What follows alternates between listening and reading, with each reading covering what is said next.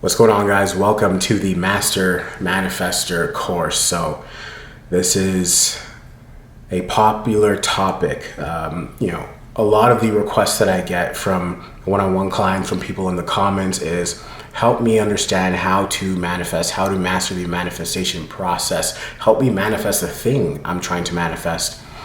And what I realize is, especially now that this has been a trending topic for so long, it's about getting people to unlearn all the BS that they've learned from either The Secret or the YouTube videos or whatever it is. It's a bunch of unlearning, and I'll tell you why. And this video is going to be the core of it all. I'm just going to give it to you up front. I'm going to give you the most value in this first video. This is the stuff that changed my life, the single thing that changed my life. But it's a lot of unlearning because we came to this earth.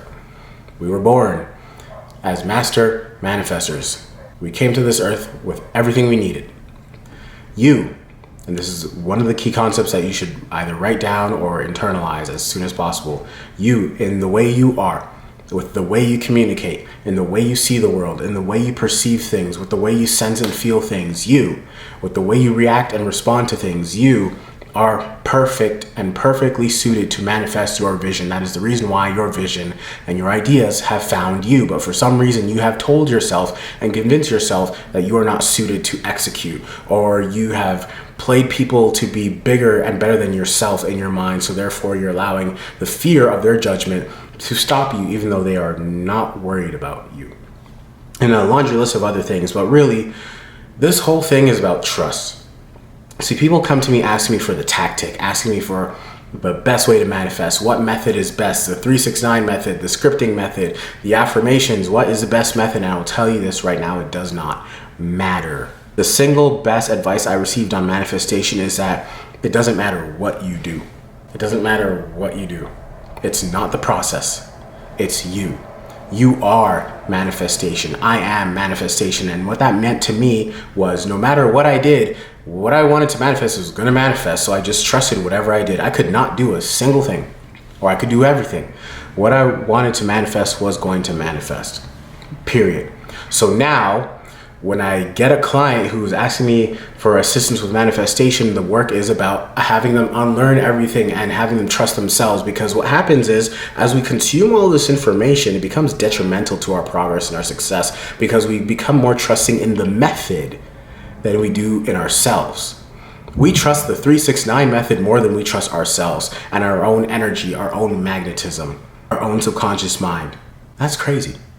Because what that means is, once you stop doing the 369 method, for example, or you stop journaling, or you stop scripting, then you are no longer a manifester. No, you are always manifesting. You manifested this video.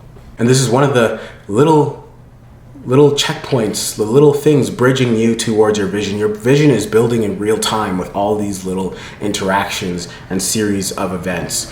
And adding on to this, you in your most natural essence, between each breath and between each thought, the parts of yourself that you're not even watching or judging, you in your most natural essence, when you're not thinking about it, when you're not worrying about it, are a master manifester. You in your most natural essence are a master manifester. And I really want that to hit home. The difference between a master manifester and a amateur, let's call it manifester, is both are always manifesting. The master manifester is just doing it consciously, meaning they are focusing their energy and attention on the vision. They're focusing their energy and attention in a specific direction, meaning they don't bother with other things that don't contribute to the vision. That's just how they do it faster. That's how they manifest faster, is they focus their attention and their vision on the people, places, and things that are contributing to their vision. They stop going backwards. They stop trying to bring people with them. They stop trying to build a vision while holding all this baggage in both hands. That's it. They're very conscious and mindful about what's in the present moment and whether it deserves to be there or not, whether it's complementary to the vision or not.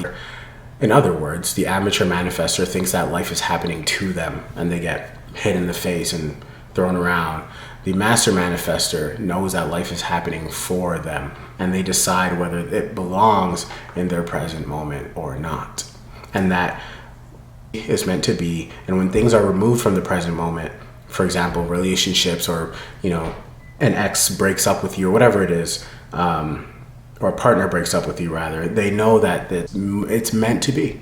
And that person or that thing or that place just wasn't for them, period.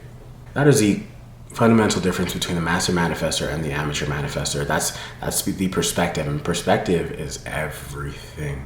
Because you can go from, it's a decision. You decide to go from an amateur manifestor to a master manifestor. How do you make that decision? You decide to trust yourself.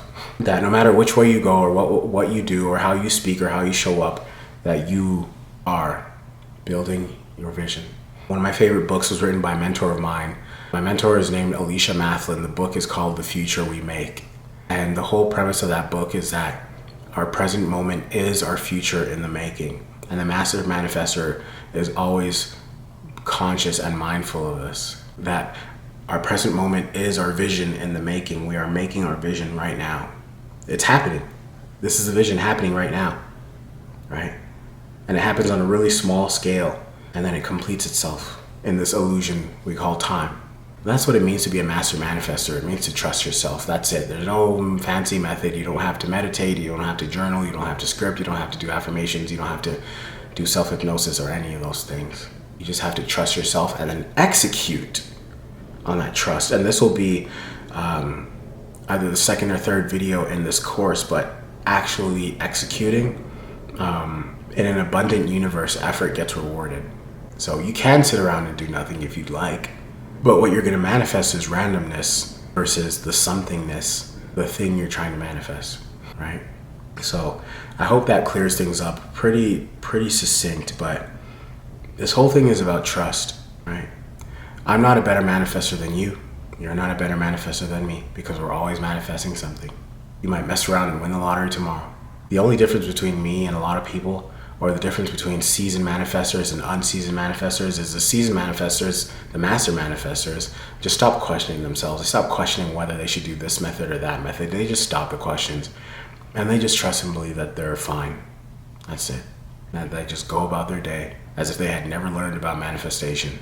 That's probably the best scenario for most people, because when they learn about manifestation, they start questioning everything about their life, about themselves, about how they perceive things, about their interactions, about why they're here, their purpose, blah, blah, blah, blah, blah. Questions that do not get them any further if they had the answers. Work on trusting yourself. Love yourself. Love the way you talk. Love the way you see the world. Love the way you think. If you want to journal, journal. If you don't, right? I do those things to practice discipline, not because it makes me more magnetic. Right? I do those things, I do self-hypnosis because it helps me with things like discipline, with character traits, with being more compassionate, with being more confident, but it doesn't make me any more or less magnetic. See what I mean? What makes you more or less magnetic is the energy in terms of, the people you're around primarily, the foods you're eating, the emotions that you're giving into, emotions that you're deciding to feed, because we decide to feed emotions, right? Those things affect your energy, but really, no matter where your energy is on the scale, you are always manifesting on that energy plane, right? And it's not about trying to race out of a certain vibration. No, it's about acknowledging that you feel a certain way, allowing yourself to stay in that place. It doesn't mean you're going to sabotage your manifestations. No, you're human, and the universe understands that. God understands that you're human. There's no such thing as self-sabotage unless you decide to lead with the emotion rather than to decide and be responsible with the energy you're putting out, right? Be responsible with the energy that you're putting out into every space you're in. Anyway, I hope that helps. Let me know if you have any questions. See you guys in the next video of the Master Manifestor course.